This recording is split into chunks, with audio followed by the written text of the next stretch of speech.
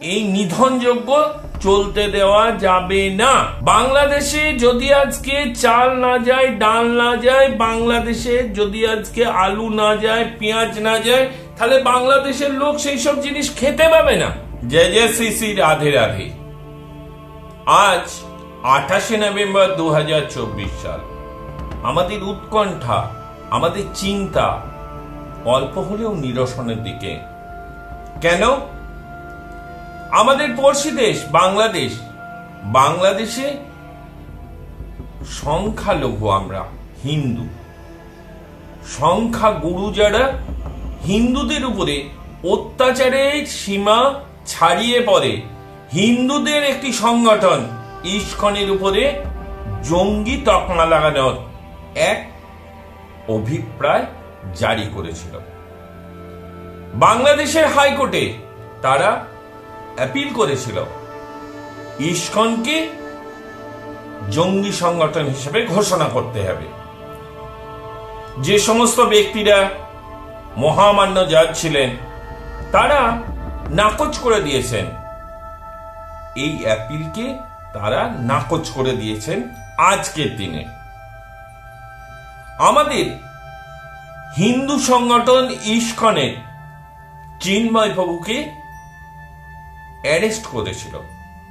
কি কারণে অ্যারেস্ট করেছিল? আমরা পিছন দিকে আরেকটু চলে যাই। 2 সপ্তাহ আগের এক ঘটনা।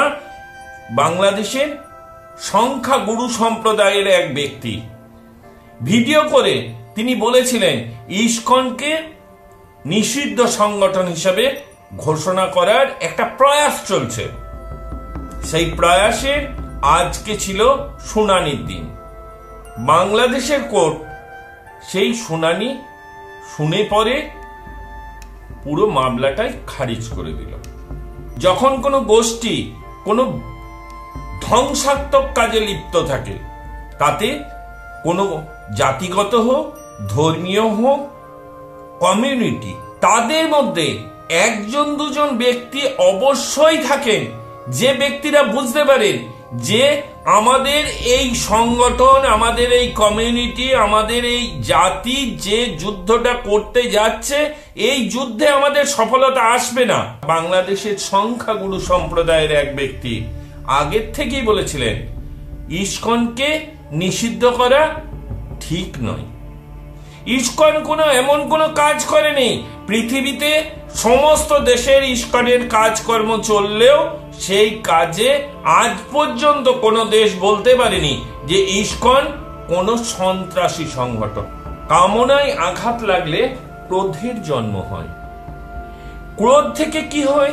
বুদ্ধি ভ্রংশ হয়। বুদ্ধি ভ্রংশ হলে কি হয়? ধ্বংসের পথে এগিয়ে যায়। এটা হলো আমাদের শ্রী শ্রী শ্রীমদ্ ভাগবত গীতার কথা। সুতরাং আমাদের যে সমস্ত ব্যক্তিরা আমাদের হিন্দু সংগঠনের একটি সংগঠন ইস্কনকে নিষিদ্ধ ঘোষণা করছে, চেষ্টা চালাচ্ছে, তারা অচিরেই বুঝতে পারবে ইস্কন নিষিদ্ধ সংগঠন নয়, ইস্কন মানুষ তৈরির কারিগর। আজকে তাই আনন্দের দিন। এই পর্যায়ে একটা কথা বলা খুব দরকার বলে আমি মনে করি। কেমন? বাংলাদেশের উপদেষ্টা সরকার, বর্তমানে বাংলাদেশের যে উপদেষ্টা সরকার চলছে, এই উপদেষ্টা সরকারের প্রধান, তিনি নোবেল পুরস্কার জয়ী হলেও তিনি সকল বিষয়ে অভিজ্ঞ নন। ঠিক তেমনি তার পার্ষদগণ, যে সমস্ত ছেলেরা বসেছে, তারা সকলে ছাত্র। তাদের না আছে কোনো অভিজ্ঞতা, না আছে কোনো কাজের নির্দিষ্ট গতি। তারা শুধু পড়াশোনা করত। পড়াশোনার ছেলেরা একটা আন্দোলন করলো, সেই আন্দোলন থেকে তাদেরকে দেশের এক একটি বিষয়ের প্রধান হিসাবে রাখা হলো। আজকে চিন্তা করে দেখুন তো, তাদের কার্যক্রম বাংলাদেশকে আজকে ধ্বংসের পথে এগিয়ে নিয়ে যাচ্ছে। যে দেশ থেকে চাল না গেলে, ডাল না গেলে তাদের খুন নিবৃত্তি নিবারণ হয় না, সেই দেশকে তারা বর্জন করার চেষ্টা করছে। আমাদের দেশের প্রধানমন্ত্রী, বিদেশমন্ত্রী আজকে কোর্টের রায়ের পরে উচ্চ পর্যায়ের একটি মিটিং হয়েছে। আমাদের জানার কথা নয়, আমাদের দেশবাসীরও জানার কথা নয় সেই মিটিং এ কি হয়েছে, তবে এটুকু বলা যেতে পারে যেটা হয়েছে সেটা কিন্তু বাংলাদেশের সংখ্যালঘুদের উপরে যে অত্যাচার চলছে সেই অত্যাচারের নিরসনের জন্য একটা চিন্তা ভাবনা চলছে। তাহলে বাংলাদেশের বর্তমান সরকার, উপদেষ্টা সরকার যারা বাংলাদেশ চালাচ্ছে, তারা আজকে চিন্তা ভাবনা করে দেখার সময় এসেছে। কি চিন্তা ভাবনা করে? তাদের না আছে ব্যবসায়িক বুদ্ধি, না আছে বৈদেশিক নীতির বুদ্ধি, তারা এক ধ্বংসের পথে আগিয়ে চলেছে। অচিরেই তারা বুঝতে পারবে যারা আজকে হিন্দুদের উপরে এত অত্যাচার, নিধন, সাইকেল রিক্সা থেকে টেনে তাদেরকে মারছে, তাদের বাড়ি জ্বালিয়ে দিচ্ছে, তারা অচিরেই বুঝতে পারবে যে এই জিনিস চলবে না, এই জিনিস ঠিক নয়। হিন্দুরা এর প্রতিবাদ করবে, আর এই প্রতিবাদ করতে বলার জন্যই ইস্কনের প্রধান চিন্ময় প্রভুকে বাংলাদেশে পুলিশ অ্যারেস্ট করেছে। আপনারা ভেবে দেখুন তো, তার না আছে কোনো দোষ, না আছে তার অতীতের কোনো এমন কোনো কাজকর্ম যে তাকে অ্যারেস্ট করেছে, এবং যে সমস্ত মামলা দিয়েছে সেই মামলাগুলি সব ভুয়ো মামলা। এবার চিন্তা করুক বাংলাদেশ, ভারতবর্ষের প্রধানমন্ত্রী, ভারতবর্ষের বিদেশমন্ত্রী এবং ভারতবর্ষের চিন্তা ভাবনা সকলের এই নিধনযোগ্য চলতে দেওয়া যাবে না।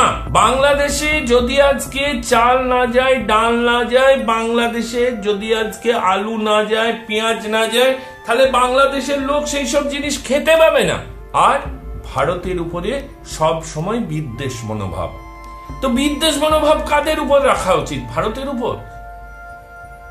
এটা অত্যন্ত বোকামির পরিচয়, আর সেই বোকামিটা করে চলেছে বাংলাদেশের উপদেষ্টা সরকার এবং উপদেষ্টা সরকারের সকল অ্যাডভাইসার, সকল উপদেষ্টা মন্ডলী যাদের কোনো অভিজ্ঞতা নেই।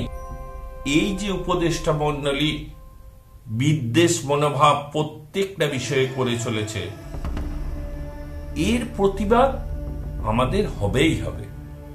বাংলাদেশে হিন্দুদের উপরে যে নিধনযজ্ঞ চলছে, বাংলাদেশের হিন্দুদের বাড়িঘর পোড়ানোর যে কাজ বাংলাদেশের এক শ্রেণীর মানুষ করছে, এটা শুধু সংখ্যাগুরু সকলে করছে তা কিন্তু নয়।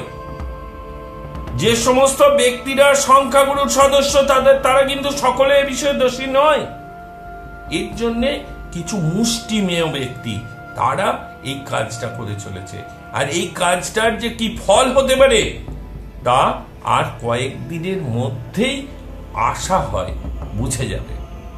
ইস্কন কোনো জঙ্গি সংগঠন নয়, ইস্কন মানুষ তৈরির কারিগর, একটি মানুষ তৈরি করার সংগঠন। সারা পৃথিবীতে কয়েক লক্ষ মানুষ ইস্কনের ছত্রছায়ায় সম্পূর্ণরূপে মানুষ হিসাবে গণ্য হচ্ছে। সুতরাং আমরা এই মুহূর্তে ইস্কনের উপরে বিদ্বেষ মনোভাব যদি বিরত না থাকি, তাহলে আমাদের কঠিন দিন আসন্ন, যা বাংলাদেশের একজন সংখ্যালঘু সম্প্রদায়ের ব্যক্তি আগেই বলেছেন আমাদেরকে আগেই চিন্তা করতে হবে। কারণ ইস্কন খুব ছোট সংগঠন নয়, ইস্কন বাংলাদেশেই শুধু তার বিস্তার নয়, সারা পৃথিবীতে ইস্কনের বিস্তার।